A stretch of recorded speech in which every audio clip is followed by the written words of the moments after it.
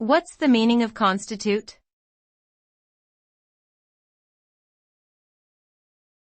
Constitute.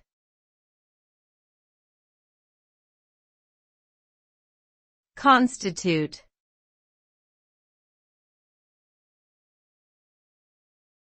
Constitute.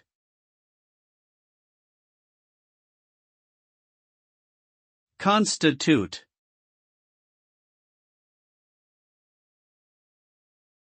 The word constitute means to establish or make up something. It refers to the act of forming or creating a particular thing, entity, or system. For example, a company is constituted by its employees and management.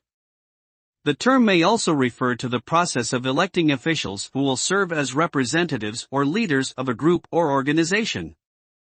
In summary, constitute defines the action of setting up or bringing together elements that form a larger whole, such as a system, organization, or group of people.